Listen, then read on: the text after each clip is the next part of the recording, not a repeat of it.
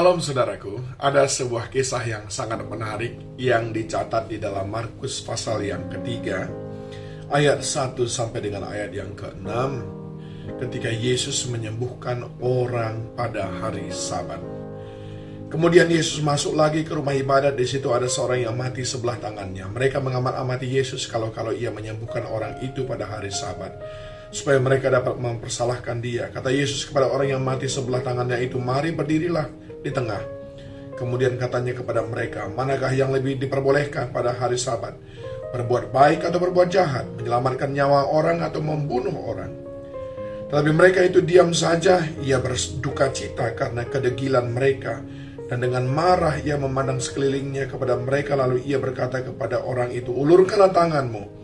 Dan dia mengulurkannya, maka sembuhlah tangannya itu. Lalu keluarlah orang-orang Farisi dan segera bersekongkol dengan orang-orang Herodian untuk membunuh dia. Saudaraku yang dikasihi Tuhan, ini adalah sebuah kisah yang sangat menyedihkan. Mengapa?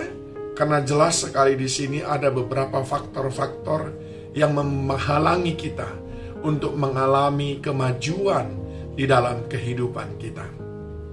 Saudara perhatikan baik-baik, memang itu adalah hari Sabat. Tetapi Yesus melihat ada hal yang perlu dia lakukan demi kebaikan orang lain.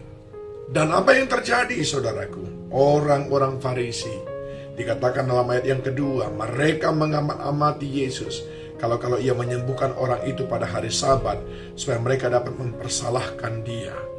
Dalam benak orang Farisi, pada hari Sabat tidak boleh lakukan apapun juga. Sehingga kalau ada sesuatu yang lain daripada itu, kalau ada seseorang yang melanggar hal itu, maka itu dianggap sebagai sebuah penghinaan atau sebuah ketidakmengertian dalam menghargai hari Sabat. Saya ingin sampaikan minimal 3 hal di sini penghalang kemajuan kita dalam kehidupan. Yang pertama adalah menolak segala sesuatu yang baru. Kita terlalu tertanam kepada ajaran-ajaran yang sebetulnya selalu harus diperbaharui, dan juga mestinya ditempatkan pada tempat yang pas, pada kondisi yang pas. Itulah sebabnya mereka semuanya, saudaraku, menanti-nantikan apakah Yesus akan melanggar peraturan atau tidak. Kenapa? Karena tidak open mind. Saudara bisa membayangkan apa jadinya kalau pada hari Minggu semua orang berkata kita harus ke gereja, lalu ada orang sakit di rumah, tidak ditolong, tidak segera dibawa ke rumah sakit. Padahal kalau terlambat untuk dibawa ke rumah sakit mendapatkan pengobatan, dia akan segera tewas. Tapi itulah yang menurut orang-orang Farisi, saudaraku. Nah, open mind. Penting sekali bagi kita memiliki pola pikir yang terbuka. Tetapi orang-orang Farisi menolak sesuatu yang baru. Orang-orang Farisi menolak ada ajaran-ajaran baru dan selalu skeptis melihat kalau ada ajaran yang baru. Kita pun demikian dalam kehidupan kita. Ketika ada orang lain mengajari kita tentang sesuatu yang baru, ada kecenderungan langsung ingin menolaknya. Karena yang diajarkan itu semata-mata tidak seperti yang biasa kita lakukan. Dalam kehidupan ini, saudaraku, kita harus memiliki pola pikir yang terbuka. Sebab sering sekali ada metode cara yang terbaru untuk melakukan sesuatu yang sudah lama kita lakukan dengan cara kita yang lama. Yang kedua, saudaraku, apa yang kita pelajari di sini, bahwa orang-orang Farisi itu melihat Yesus sebagai saingan. Sehingga yang mereka ingin lihat adalah Yesus berbuat kesalahan. Ini pun mental yang sangat buruk, saudaraku. Memandang orang lain di sekeliling kita itu saingan. Bahkan itu tidak hanya dalam bisnis, saudaraku. Di gereja pun terjadi seperti itu. Gereja si A menganggap gereja si B saingan.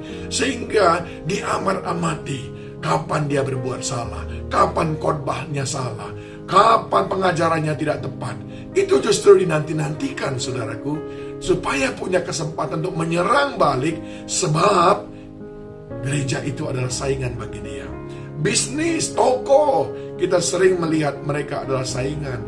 Padahal Tuhan berkata, kalau engkau hidup rukun bersama, kesanalah Tuhan memerintahkan berkat-berkat-Nya. Mazmur 133 ayat 1 sampai dengan yang ketiga. Dan yang ketiga, saudaraku, sifat yang membuat kita tidak bisa maju adalah kita fokus kepada bungkus, bukan isi. Saudara perhatikan baik-baik di sini. Mereka semuanya hanya ingin supaya hari Sabat dikuduskan, tanpa berpikir bahwa berbuat baik itu lebih penting daripada sekedar beribadah. Yesaya pernah menulis, saudaraku, bukan ibadah-ibadah seperti itu yang aku inginkan, kata Tuhan. Tetapi kalau engkau mengunjungi yang sakit, melepaskan belenggu-belenggu daripada hamba-hambamu, mengunjungi janda dan anak yatim. Artinya apa? Kebaikan, berbuat sesuatu menjadi terang bagi sekeliling kita. Itu adalah jauh lebih meaningful, lebih berarti di mata Tuhan daripada sekedar ritual-ritual ibadah. Saya tidak mengatakan tidak penting beribadah, tapi ketika konteksnya kita sedang dipanggil untuk mengulurkan tangan, lakukanlah itu, saudaraku. Saudaraku yang dikasihi Tuhan, seandainya mereka memiliki pola pikir yang terbuka, menerima hal-hal yang baru, seandainya mereka tidak memandang Yesus sebagai saingan atau musuh, seandainya mereka fokus kepada kontennya, isinya, maka saya percaya mereka akan mendapatkan kesempatan banyak sekali untuk belajar dari Yesus, bahkan diberkati oleh pelayanan Yesus. Demikian pula dengan kita, saudaraku. Mari, sebagai pengikut-pengikut Kristus, pakaikanlah pola pikir yang terbuka. Selalu ikuti bagaimana cara Tuhan bekerja. Jangan inginkan sebagaimana orang lain menolong, sebagaimana Tuhan menolong orang lain, demikian pula saudara berharap Tuhan menolong saudara. Mungkin cara Tuhan berbeda, saudaraku.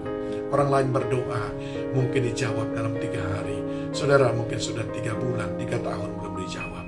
Tetapi itu tidak berarti bahwa engkau sedang dalam track yang salah.